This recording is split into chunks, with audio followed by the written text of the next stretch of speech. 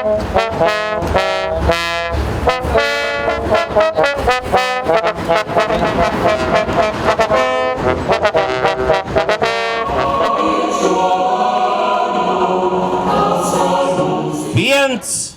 TV Please.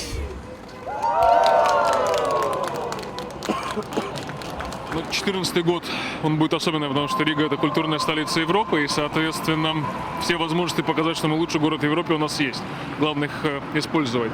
И, естественно, когда мы будем встречать Новый год, очень важно, чтобы это было запоминающееся мероприятие. Естественно, освещение в этой ситуации, ну, ключевой элемент. Это музыка, это экраны, это торговцы, это горячее вино, это весь старый город в распоряжении, соответственно, салют, естественно, в полночь.